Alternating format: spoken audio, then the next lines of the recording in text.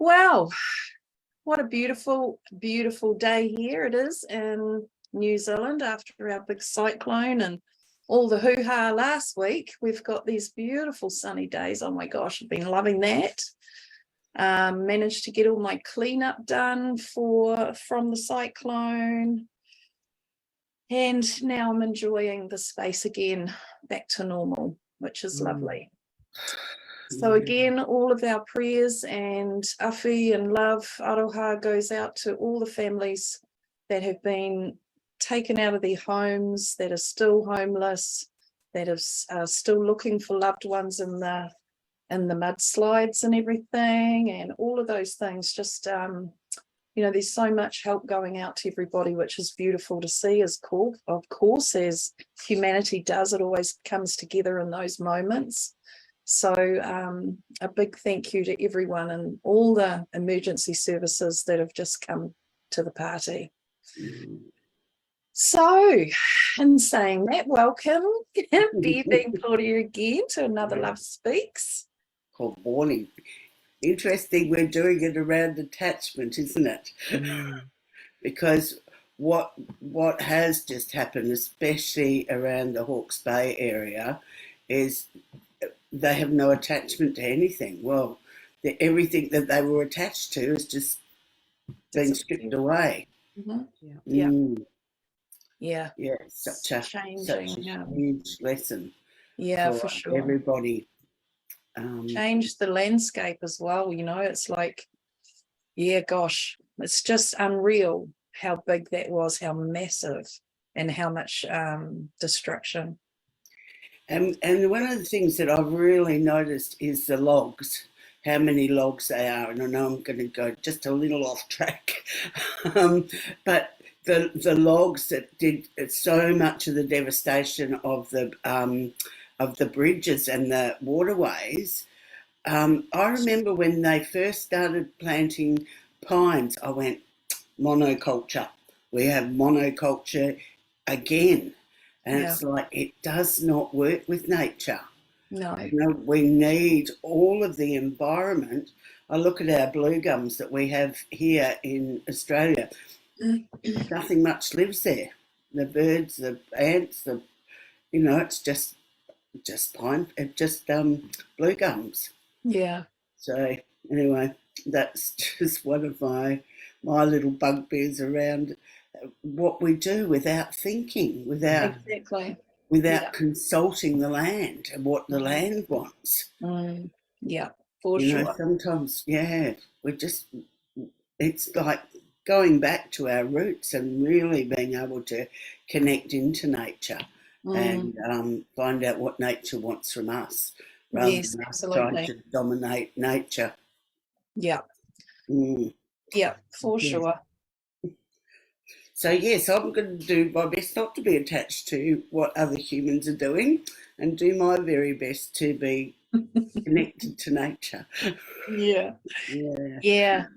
I know the attachment things brings up it's pretty widespread when you start looking into, I'll just read the little blurb and things about where we were coming from with this and what are our attachments and how do we let them go? Attachments can keep us bound to a way of life we don't really enjoy living. And I know I've sat in lifestyles and thinking, oh God, and not actually changing it because I was attached to whatever it was still giving me, all that sort of thing. Attachments can hold our children up from living their own lives. They can also create disappointment when we have an attachment to an outcome, and so it goes on. So, I must admit, I was thinking about my marriage and how I wouldn't let it go, even though right from the start I knew that it was not the right place for me to be. And the longer it went on, the more I couldn't let go. It was like just being, feeling that I was safe in an unsafe environment, of course. But there's something really kept me stuck there. And the way that I actually managed to let go was this beautiful lady turned up who did past life regressions. And I saw where back in the 14th century, him and I had been husband and wife, but I was the husband, he was my wife, and I was the perpetrator. So I was the perpetrator and he was the victim. And we were playing out exactly the same scenario again with roles reversed. Yes. And when I saw that, I went, oh, that's enough. I'm not playing this game any longer. And it gave me the freedom to move. It was actually a really big lesson because it wasn't just him and I. There was my daughter and there was the young man that was living with us. It was all enmeshed and they were all in that life. And it was just a complete surprise to me. I'd never done a past life regression before, didn't really know what they were. But the change for me was dramatic. Yeah. How long ago was that, Bev? Pardon? How long ago did you have that past life regression and have that realization? Maybe 30 years ago. Wow. Yeah. Oh, yeah, mate, not quite, but getting close to 30 years, yeah. God. So yes, I've been doing the work for a long time and it seems to just, you know, I think we've descended into darkness in small steps, and I think we're just coming out of that shadow in small steps too. I always think you can't do it all at once because your nervous system would get fried. Yeah. Oh, Yeah, totally there's just a agree bit with too that. much there to uncover all at once. Yeah. But Yeah. owning your own shadow is number one to it.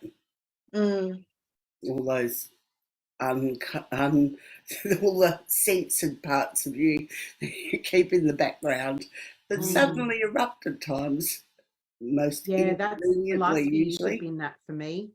Pardon?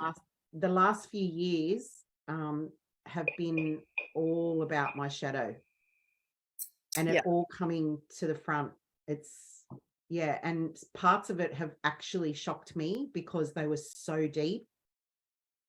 And I think I had an attachment to this idea of like a fairy tale life, you know, because they're like I was telling you guys last week when we got cut off, Mandy, I was saying how I'm adopted and I didn't know until I was 26. And there were signs that I was adopted.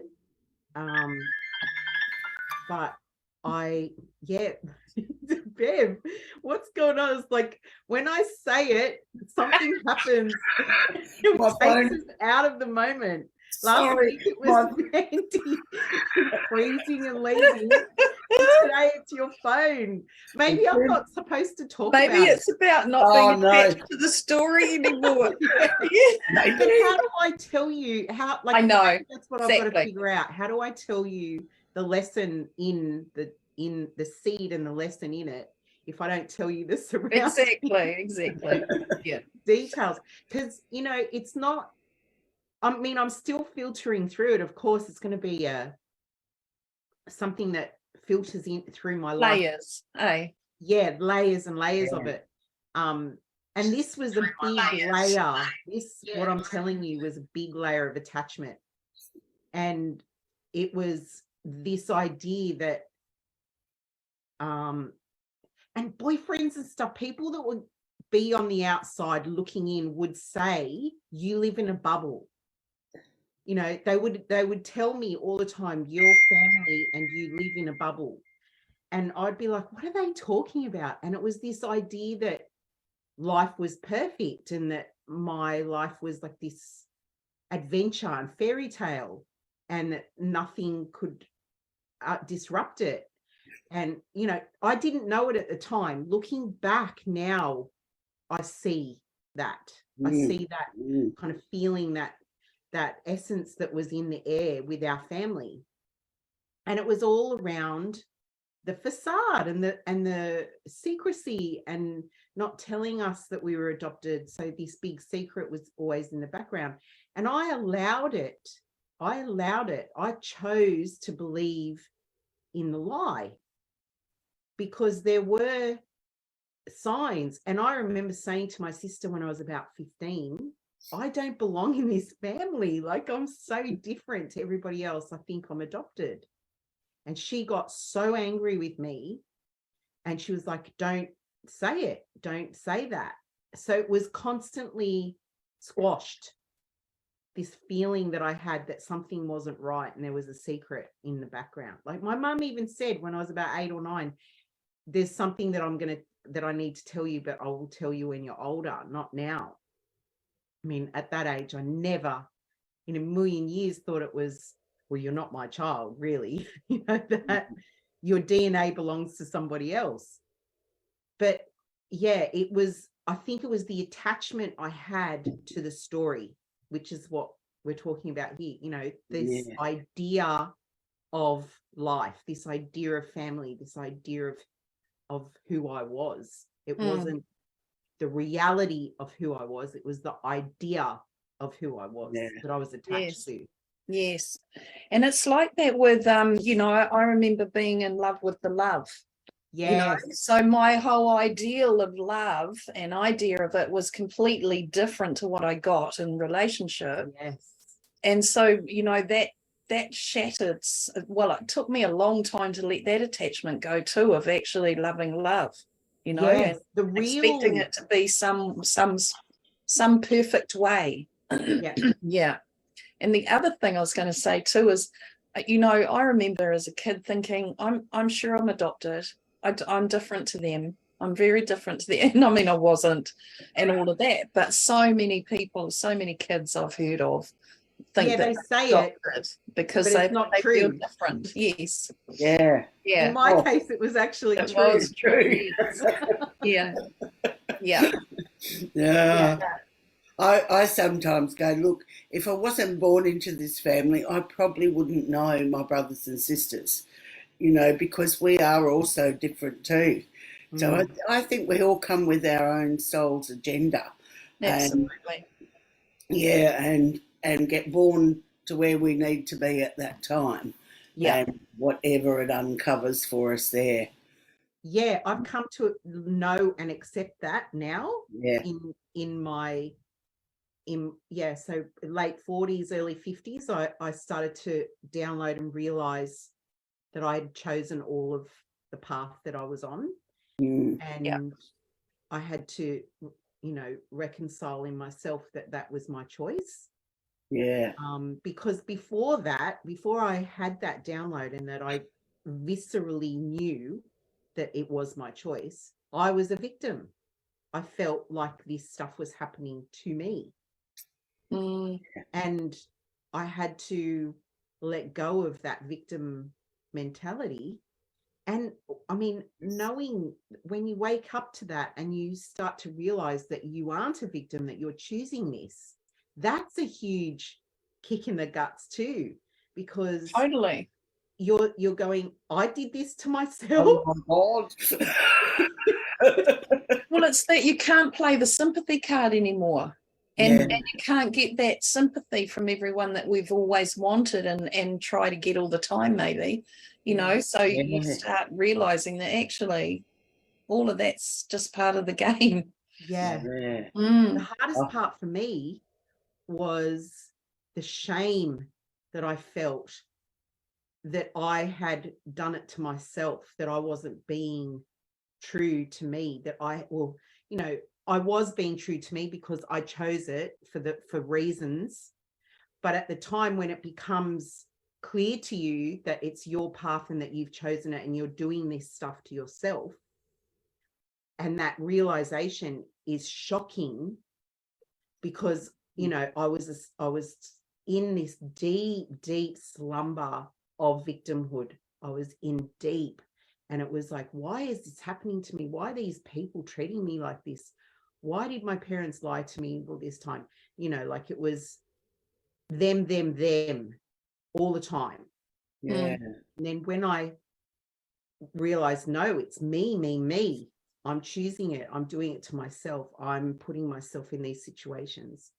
The shock and shame that I felt that it was me was incredible. And then once I started to realize, actually, this is the path, this accepting of myself, even though I'm not perfect, even though this bubble that I created for myself is an illusion and the reality lives within, that was the turning point for me, when I started to accept my shadow and accept that I was in attachment, I was in resistance, I was in victim mode. Everything that I had been kind of accepting as reality up until that point was challenged. And then I had to kind of pick through it all and see, because I started to see the shards of the reality through all the lies. And, you know, not just lies that other people were telling me, lies that I was telling myself. Yeah. And it was a massive cracking of my life. Yeah, it's a big thing when we discover that we've been playing the victim and we really are not just the victim. And being attached to it, being addicted to it, being yeah, so deep.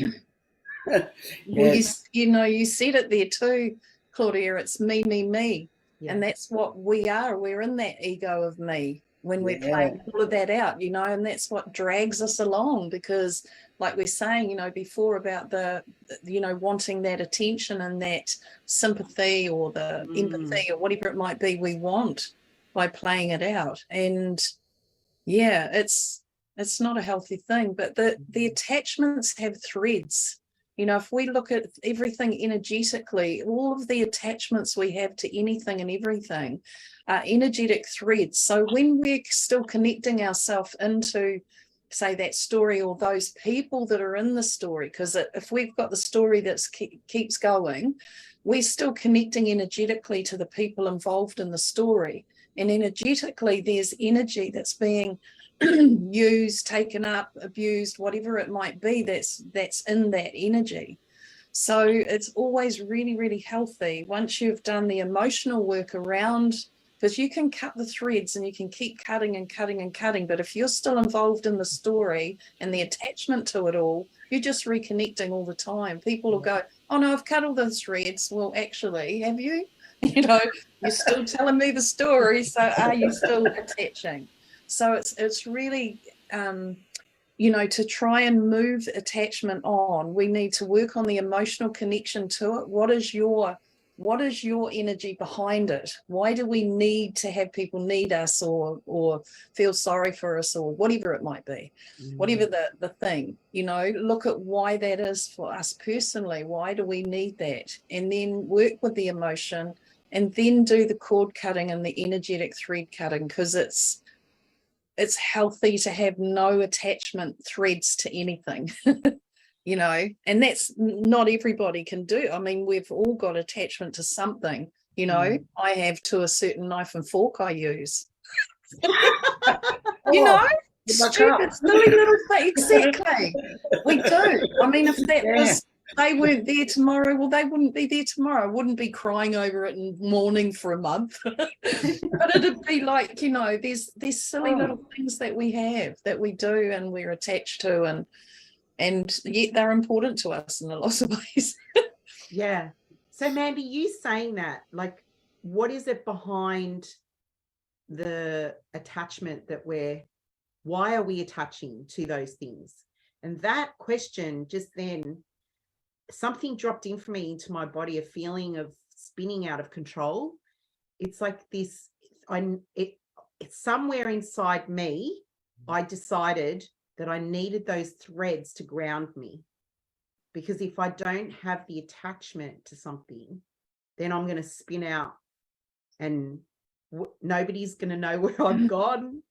I'm going to be alone. I'm going to be spinning off into space somewhere.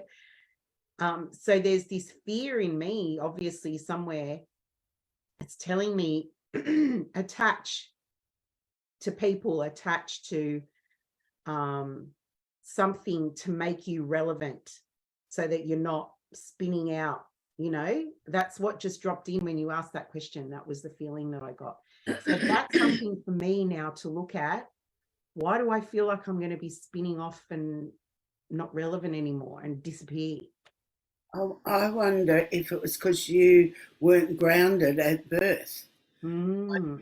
One of the things that I know is like when we're born, it's like if we're sung into being, if we are grounded with our parents' love, we can be independent and grounded within ourselves. So it's like a whole new thing for you to learn, is to go back to as a tiny baby and grounding yourself in from there. Yeah. I know so many people that they want to be off out there in space, but actually it's all about being here and present within your heart and within your body and grounding yourself in. Yeah, that resonates. 100%. Yeah.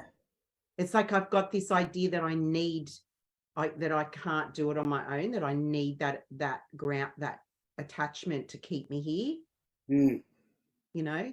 But I know in my higher mind that I can do it myself.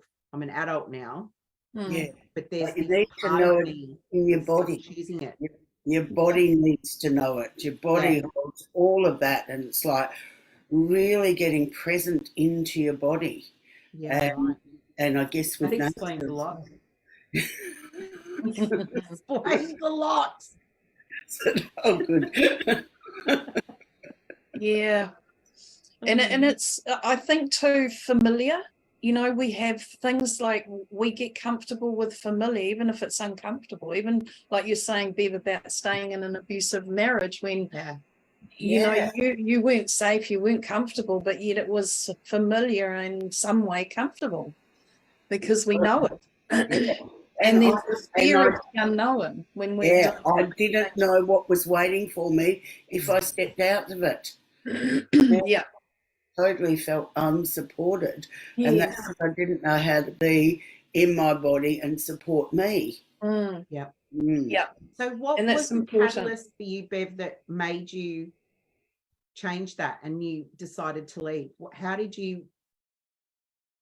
I do that? Oh, look, honestly, at the moment I saw that past life, I went, oh my God, I don't want to play this game anymore. And I think maybe it was with, well, it was interesting because within about 3 weeks I'd moved, excuse me. But actually what happened, I'd been going, I think I want to go to Esperance. Maybe I'll go to Esperance. Anyway, this thing was going on in my mind. So I went down to tell my daughter I was going to leave and go to Esperance. And she goes, oh, Mum, I've decided I'm moving to Esperance. And her and her partner, she had a little baby at the time, her and her partner had separated. He came over to see the baby and he went, I'm moving back to Esperance. The 3 of us independently had decided that we were all going to move to Esperance. So that's what we ended up doing. And we shared a house for a little while and then I found my own place. But it was start of a really big journey, and I think I ran away from myself lots of times. Actually, I can tell you, I did run away from myself a lot of times. But really needing to uncover who I really was and who I really am. Yeah, I totally get that. I've done that myself. Yeah.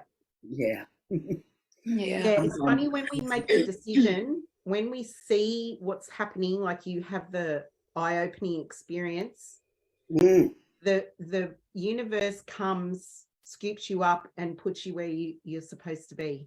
Absolutely. Yes. Yeah. I love that. Oh, I did too. And now, so things like that used to happen a lot to me, but now it's like I have to make the decisions and the choices for myself. It's what my heart desires. It's not what the universe is giving me. It's more about what do I desire and what is it that I want in my life. Mm. Mm. Yeah. Not always that easy to make the decision. I quite liked it when they were helping. Yes, I Or know. It's side lovely. of me was helping. Mm, mm, yeah, Mm. yeah. No, it's an interesting thing. Like, I think, like the more we become who we really are, knowing who we are, and we become more that which is the light being that we are, we're still in a physical body here to experience. But what I'm finding is that I'm finding less attachment, more neutrality. So I'm more neutral about, lots more things now. Mm. And say, like when Dad passed away, that there was there wasn't the grief like when Mum passed 25 years ago. I was distraught, I really felt the grief and the child that had lost her mum, all of that sort of thing. But as I've come into this space now, losing Dad, in a sense, it wasn't even like that. There wasn't the grief, because he hasn't gone anywhere, and even though I knew Mum in that way then too, and I was feeling her with me, and we were still communicating the same as Dad and I have been since he went, it was different. I still had a huge amount of emotional stuff in my body, of memory, of those types of memories within my being and body from many, many lifetimes experiencing losing a mother or losing a parent, so there was all of that was coming up with it. And it wasn't just about Mum passing. So as you move on and you empty out more and more and more of those layers, you come to a place, and this is where I'm getting more to, is where I actually don't have a conversation in my head about anything going on much now. I still can do, but not as much as I used to at any point. There's way more silence and stillness in me now than ever. But I was thinking, when we come into more of that, and we are the being that we're here to be, there is no need for even this conversation. Yeah. There's no need for, too much activity and stuff. It's like that sort of thing. But we came into a world where there is all that. And I've been, I've gone in and out of that quite a bit, going, do I want to just be the being that's sitting here in stillness like the gurus do in caves every day for the rest of my time? No, we're in an interactive world. We're here, we still may require somebody on the street corner to trigger something within us that we need, it's that sort of thing. But yeah, being, we can't just be. We're not just here to be, even though we are those. We are being. There's that saying, chop wood, cut water. After enlightenment, chop wood, cut water. It's Yes. like, we're human. Number one, we are human. Yeah. And, we love our children. We love our grandchildren. We do have all of those attachments going on. For me, it's been when I've been able to withdraw a little and not get involved in their drama. And it's like actually take myself back and just be the observer, still love them, but I don't have to play into the drama of it. Yeah. Mm. Yeah.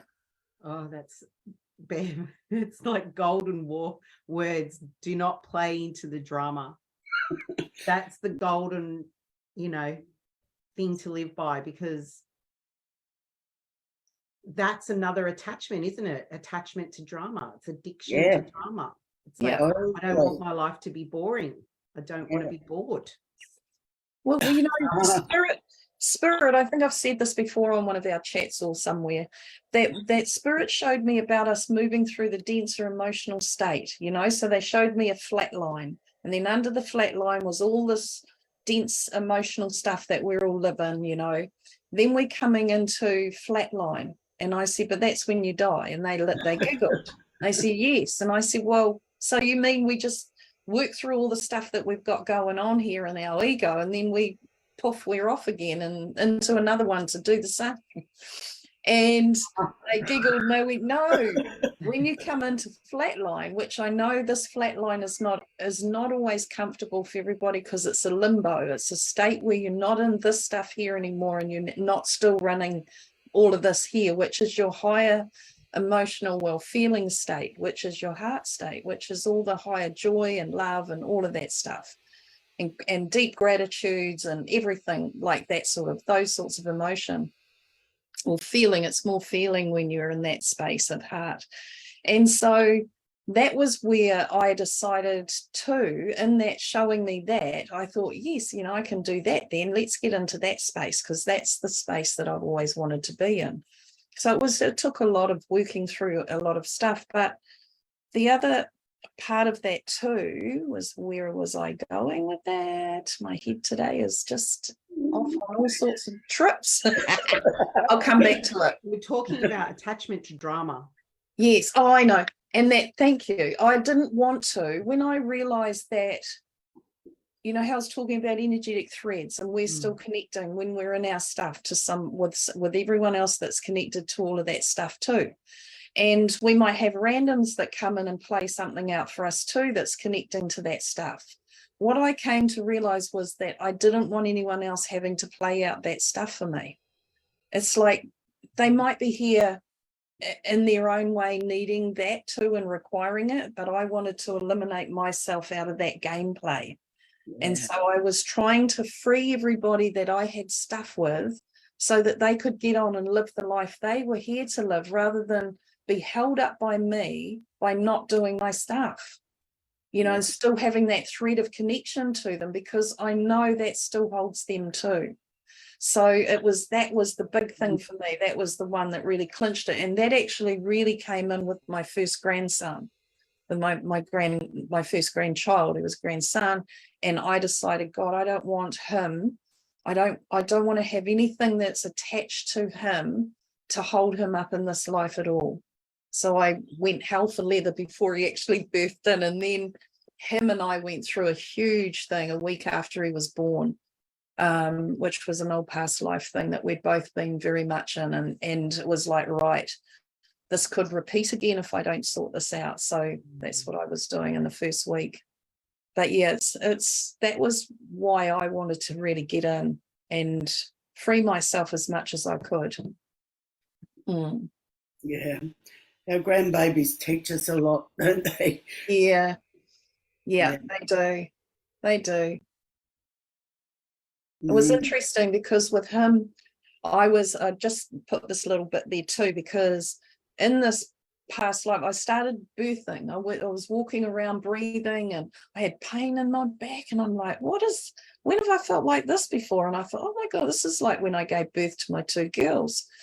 Next minute, I'm walking these big circles, breathing, and like I'm in labor. And I thought, oh my God, I'm birthing something. Okay, go with this. And it was painful too. It wasn't actually just nothing.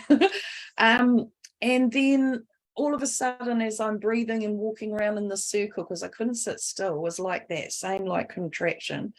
And I had this vision, and I was taken back into a time where we were in Glastonbury. I was very pagan, but I was brought up with a very wealthy, in a castle-y thing with very wealthy parents. And they were Christian, Catholic, Christian-y type, all the religion. And I wasn't that. So I'd sneak out at night, and I'd go and do my thing in the forest, in the bush with, in the forest with my pagan friends. And of course I fell pregnant to one of our ritual nights. And I conceived this boy. He was a boy as well in that life. And my parents in that lifetime took him off me and wouldn't rate, because they knew what I was up to, and they said he was going to be, in the religion. So that was what happened. And then it was interesting, because I realized in the moment that, oh my gosh, this is actually who his father is in this lifetime. He was part of that clan. And he was also one who said to my daughter, when Ketis was born, don't you let your mum do anything with him, like don't you let her do any healing on him or anything, you know, that sort of thing. So there was already this thing, so I knew in the moment that I had to step aside and let them be with him. And he and I always had this communication, you know, we were telepathic right through till he was around 4 or 5 years old. He would be talking to me all the time, and so we had that connection, which is now lost, I have to say, which is a shame, but lost in the way we were, his awareness of it anyway, let's put it that way. But I just know that the way that I've held energy around it all, he's got the, he could slip in there any time, you know what I mean, so that he could come back to that at any point. And I reckon he will eventually. But yeah, it was interesting. Probably when he's about 28. Yeah. Yeah. And Yeah, seems to be the age.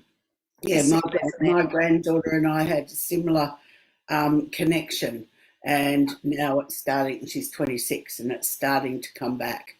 So it's like, oh, yeah. Yes. Yeah. No attachment there at all, but you know. No, and that's it. It is. And there's no attachment to it. Absolutely. And that really took me into that space with him, as to not be a controlling grandmother even, you know, all that sort of thing. It was like, just leave them to live their life and unattach yourself a bit, you know. So that's what I did there. But over the years, you know, I've seen where my attachments still were, and needing them to, you know, love me like a grandma or all that sort of thing, but not now. That's so interesting. Yeah, I'm not a grandma. I'm not. My daughter's 19, and I'm not a grandma yet. But I catch myself sometimes fantasizing about grandchildren and what our relationship would be like and things. And I try, like I'm aware of attachment. I'm aware of all of that stuff now. Whereas previously I probably would have gone straight into the fantasy and lived there for a while and like really played it out, you know? Yeah. Whereas now I'm very aware, and I'm watching it as an observer more than being part of the story. Yeah. And I'm like, oh, that's interesting that that's coming up, you know? And when it comes up, I kind of go, okay, where is that coming from? And trying to look behind the curtain of the play that's happening, you know, and look behind why it's happening and where it's coming from and all of that sort of thing. Because I don't have grandchildren, and I don't know if I ever will. I mean, who knows, that sort of thing. They're not my choices, they're my children's choices. So, yeah, it's very interesting listening to you talk about that, because it's a road that I see myself kind of going down, possibly in the story, and being attached to that. Yeah. And from what I've heard from you, it's that patterning of living in that bubble, you know, in that perfect bubble. It's like it's been embedded in you for so long. It's like being able to extract yourself out of the bubble at all times, really. Yeah, and I'm starting to be aware of it. Like I can see when it's happening. Yeah. And I go, oh, there it is. And I observe it, you know, I observe myself doing it. Good. Yeah, that's good. Yeah. Because, you know, a lot of people say to me, you know, oh my God, I can see that I'm doing this, blah, blah, blah, blah, blah. And, you know, but oh my God, I'm sick of it and I don't know what to do and rah-de-rah. And the one thing first of all, that I come back to and say to them straight away is that, you know, bless yourself or thank yourself or give gratitude to yourself that you're actually out here looking in and observing and noticing, and that you actually are doing that. That's huge, because there's so many people that are in it all and they have no idea, absolutely no idea that they're in it. They don't give a hoot a nanny because they don't know. But you know, to observe it and to be aware of it, Claudia, you're already changing it. Yeah, 100%. Yeah, 100%. Because it's, I think, knowing that you're not the story. Yeah. It's like when you are living your life and you're going through your day to day, you're not like, these thoughts are running through your head, and it's just normal. It's just normal for yourself until the day that you go, okay, I'm not my thoughts, and you can separate yourself from them. And you start to be the observer in your life, observing your own behavior, observing your thoughts, observing the trajectory of things and the ripple effect that's happening from the mind. So the thought comes, then the behavior happens, and then it resonates out into the world. And when you can start to notice the patterns that are happening because of your thought patterns and because of the way your brain works and your conditioning and all of that stuff.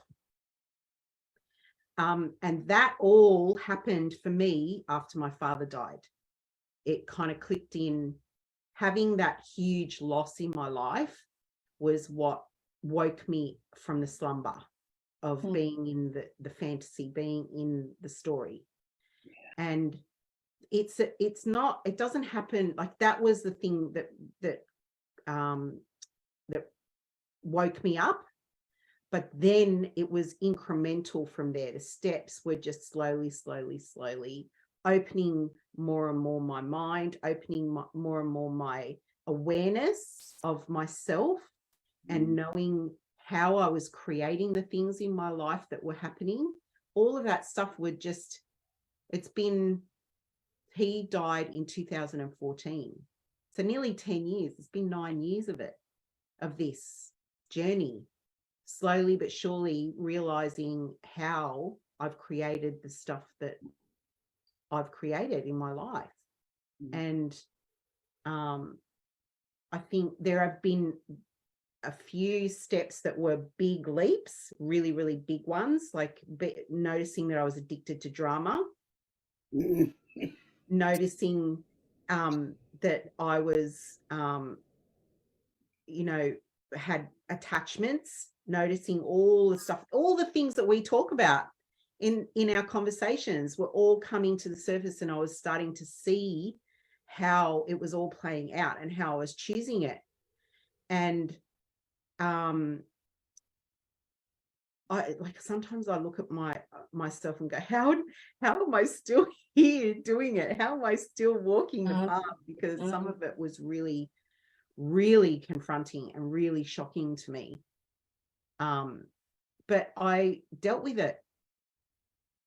I dealt with it, and I saw it for what it was, and I'm, still here, still going. And that's part of the reason why I love meeting up with you girls and talking about this stuff, because if I'd had more of this in my life, more conversations like this with people, or I had more people like the two of you in my life earlier on, then I think some of this stuff would have become more in my consciousness earlier. Yeah. Yeah, because a lot of it is not knowing what to do with it. Once you've found it, what do you do with that? And often just knowing it doesn't shift it. It just doesn't do that. A lot of people think it does. Grounding into the body, I think that's a massive piece of all of this, is when your body is telling you something. Like, Mandy, you asked me a question and my body reacted. My body told me the answer. It was this feeling of spinning out into space, right? And then Bev, when I said that, you got a piece of it saying, well, maybe your body needs to feel grounded because you didn't have that at birth. And that resonated. That was like, yes, that piece dropped in for me. So the body is a huge part of the communication. If you can listen and if you can tap into that, it will tell you things, because not everybody has past life regressions. and can see things that way. We all receive information differently. Yeah. me too. And yeah, and I think that, you know, for me, when you said that, you know, maybe you didn't ground in as a child, that resonated so deeply for me, Bev. And I felt it in my body. I could feel that that was explaining a lot of the reasons why I am the way I am and why things happen the way they do for me. Yeah. Yeah. One of my first teachers would go, "The body holds all memory of all times and never lies." Yeah. And It's your intelligence, your emotion and your body's your intelligence. and I have found myself on the ground crying because of the stuff that wants to come out of my body. Yeah. And it's part of why I use sound a lot, because that sound vibration helps to release it out of the cells. Yeah. Beautiful. You know, when And the first time I heard your sound healing, I cried. yeah, because some of the language that I bring through comes from the earth, Yeah. because the Earth Mother speaks through me. So when I bring through that sound, it's reminding you of who you are, where you come from, and opens you up to a whole different level of being. Yeah, in a way that can't be properly explained in words. It's a feeling. The vibration gets into your body and it opens. It's like it blossoms something in you, which was what was happening when I heard you for the first time. It opened something in me which created the tears. Yeah. And I couldn't explain it. I don't know. Even to this day, I don't know why. It was something that was happening in me on a different level. Yeah. Yeah. The mind cannot figure out sound. It can't make a story out of it. No, can't create a drama. Yeah. Yes. No, it's gone. Beautiful. Yeah. It is beautiful. Yes, and sound just bypasses everything, bypasses the mind and goes directly into the heart. Yeah, that resonates 100%. Yeah. That was my experience too. And I mean, you know, in movies, when we're watching movies, sound, you watch a clip that has no sound and you watch a clip that has the music behind it. It's completely different. It is. Totally. Yeah. Yep. Yes. Yes, I hear that scary movie, I want to turn it off. All the scary music. Yeah, I'm not very into scary things. No, me either. Had enough scary things in my own life without having them played at me. Yeah. Yeah. Exactly. Eh? Yeah, And definitely that's the no other attachment to scary stuff. I had no attachment, no. I'm out of here.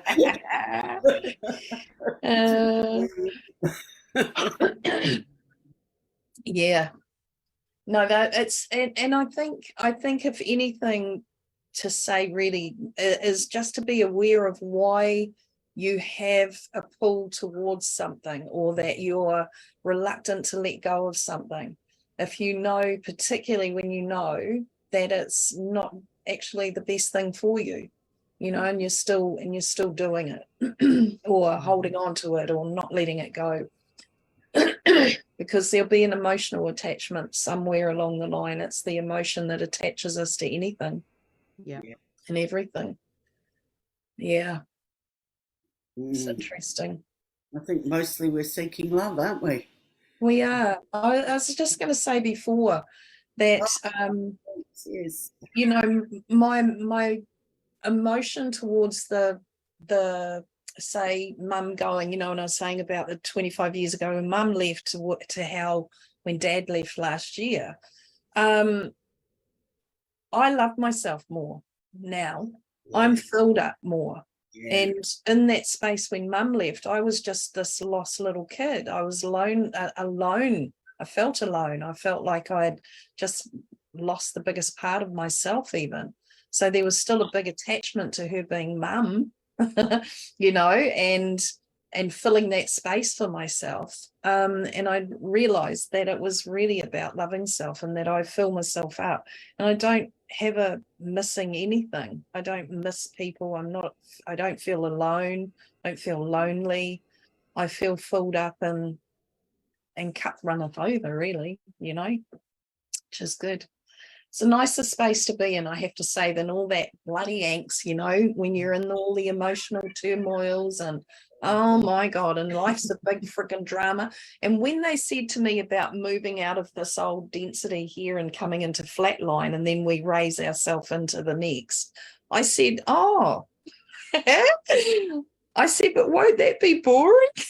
Because we won't have all the drama play out. And I honestly believe that would be boring. And, you know, honestly, life is so full in those spaces here with just, the peace and the beauty in it is just immense. So it's not about boring at all, not at all. No. But, you know, it's like, you know, endorphins and things are released, aren't they, with emotion, you know, so we have attachment, and when drama's playing out, we're being fed. Like I realized my sadness was actually like a junkie, you know, I put on the saddest movies to have the biggest cry and go into a real wallow, you know, because it fed me something. I was like an addict. With it, you know, and that was a real, like, oh my God, I need to track this back and have a look at where this comes from, because this is not healthy. You know, to want to be in that space often was just like, why? Oh, that's pretty similar to me. When I find out I'm crying at an ad on the telly or something, I go, okay, something's going on here. I need to sort this out, because obviously I've got some sadness that's coming up from somewhere, but it's not attached to whatever is going on outside of me. Yeah. That's right. 100%. Yeah, they're good indicators, those sorts of things, eh? You know, whatever it is that activates some emotion is a good indicator. But the body will let you know everything for sure. And the truth. The truth. It can't lie. No. No. That piece for me, the piece about the body not being able to lie and being a communicator and having a relationship with the body, that was, I think, it's emerging now throughout my life as one of the biggest pieces of change, and a change catalyst for me, this relationship that I'm building with my body. Because as a young girl, I was rejected because especially for women, I think we judge our bodies, from the outside we get judged, and I disconnected because of it. And now I'm kind of coming back. I see my body very, very differently to the way I did when I was young. And I'm coming back in now as a different being and a different relationship with my body completely. And I'm so grateful for that. That piece in my journey is like one of the biggest kind of like places where I get gratitude that I'm starting to have this relationship with my body now, and it's completely different to what it was. And and it's actually facilitated quite a bit of growth in me. And they're only little steps, but they have a big impact. I'm just, as you're talking, I'm just going, I wonder if that's why tapping works so well. Because we're working on parts of the body. It just flashed in that, like, the first time that I ever really spoke out about my life, I spent the whole time tapping my thymus, because that's where so much of my fear was held, was right in here. And I think I spoke for 2 hours because I thought I had a perfect life as well. Until I started unpacking it, and I went, oh my God, not at all. But the tapping on my actual physical body helped me to express that. So I never really thought about that until you spoke, but I Mm. have a feeling that the tapping works because it's working with the physical. Yeah. I've 100%. never really had a call for tapping. I've tried it and it just didn't feel like anything was even happening for me. But I Yeah, have to say, when I go into something hits and I've got, what I do is I start tapping on my chest, but flat yeah, handed. But Yeah. that helps me move that emotion because it's my heart. It's impacted my heart. And then yeah, I'll tap. But otherwise, no, it's never appealed to me. It just never felt like it was working. I've tried it many times. Mm. yeah. I felt the Yeah, same. interesting. But it was just when Claudia was saying that, I went, Yeah. oh, that's So it does probably, work. yeah. And maybe the reason it's not actually worked for us on a deeper level is that we're not as tapped into our emotion when we're doing it. Mm. Maybe, yeah. Yeah. Yeah. Because Well, I know yeah. when I was doing this, I was well and truly in my emotion, and I was. So I wonder I didn't end up with bruises. Yeah. Yeah. Mm. Yeah. but nothing is a one size fits all, is it? Like Oh no, not at all. different things No. work for different people. Yep. And Yeah. we all have our little quirks and what works for us. And the part of the joy of the journey is finding out what that is for us. Yes. Yeah. What It part is. works for you? Yeah. Yeah, what works for Yeah. you. Exactly. Yeah. Yeah. Sound and going into my body is what works for me the best. Yeah. Mm. Yeah. And the joy that we can feel and discern what works and what doesn't. I mean, just the fact that we've got that ability and that awareness of ourselves that we can say, well, tapping doesn't really resonate for me, but this does. That's massive. Yeah. For sure. Absolutely. Yeah. Yeah.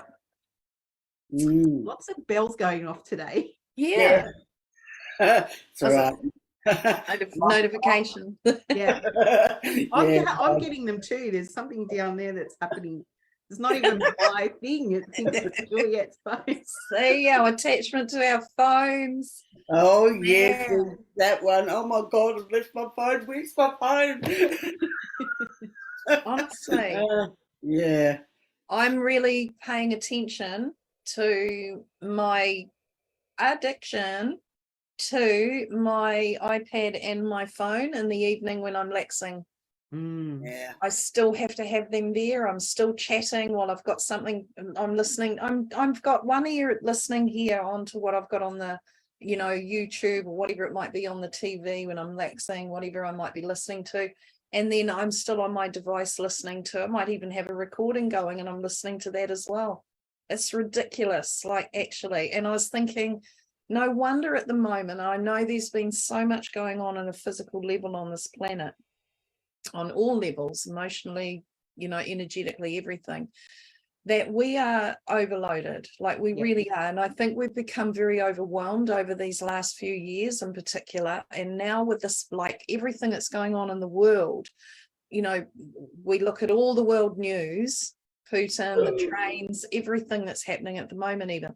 It's like we are very much in this overwhelmed state, I feel, in our body, and our nervous systems are absolutely just crapping out because we are so overstimulated. And that there was where I went. It's like when the cyclone was happening, I'm trying to keep up with all the information around what was going on, that I just thought I sat down and I thought, I feel exhausted trying to keep up with all of this. It was like, I felt like I was that. You were in the cyclone. You were part of it. You were part of, oh, well, of course, but honestly. you were part of it. Yes, You totally. were part of the cyclone. Absolutely, yes. And it was like, well, this isn't healthy. It's not helping me. I'm putting more on myself by doing this than just leave it alone, So I got back into that place and I shielded my property and done what I needed to. And I was sweet as here. Yeah. But also it's being that stillness in the storm, like in the center of a cyclone. It's like coming into that place of absolute stillness. Because even though I'm living in Australia, miles from where the cyclone was, I got caught up in it as well. It was like, because I could see my friends, their houses were, Yeah. lived down the hill. And Yeah. yes, so it's like really coming and holding the stillness, the center point. And I Yes. think that, when we have all of this chaos happening, learning to hold that center point is really important for all of Yeah. us. That, It is. mm, Yeah, for sure. yeah, That's where I stayed most of the 4 or 5 days, was basically in that space. Once I yeah. got that, it was like, stop it, not Oh, working, don't do it, just leave it alone. You'll know when you know. You don't have to go hunting for it. It'll show up when it's ready to. And yeah, that's what I did. And I just held space, really. And I was actually driving the thing away. I'd already stuck shield up around the top of the North Island. Not that it did much use, really. It actually held it off land, though. yeah, until it got Was, down to Brisbane. yeah, Mm, yeah, anyway, it did. No, it touched that definitely affected. It wasn't like it wasn't going to do that, but mm, yeah, it was an interesting time for all of yeah, us. Mm, mm, Something you just said then, Mandy, really struck me. You said, it will come to me when it's meant to. I don't need to go hunting for it. no, And that piece, that's been coming up for me the last few weeks over and over again, where saying the energy is saying to me, if you can sit in your center and be good with that in your center, and you found that little posse and you just stay there, yeah, you start to work on attracting in life rather than seeking in life, that acts as a filter, a natural energetic filter, that whatever is meant for you will come into your field. absolutely. mm, Yep.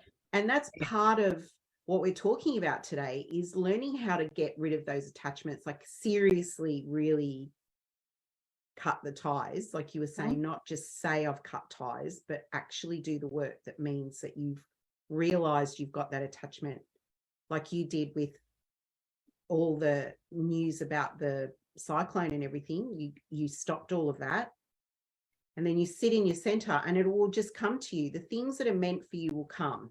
Yeah. And having the trust that that is actually what will happen is part of that, is trusting that you can sit in your center and you will be offered what is meant for you in your life. Exactly. And That's huge. What you're doing in that space is you're creating from a new space. You're not creating from the attachments of anything or any emotional drama that you might have still going on. And in that program, you're actually really coming from a new space, which creates new opportunity, new energy, new everything. It's beautiful. And I stopped battle a long time ago. It's like I can't. We can't live the way we used to live. It's not the same anymore. We've all moved out of that old way of being. Yep. Which is great. And it is way more peaceful. It's calmer.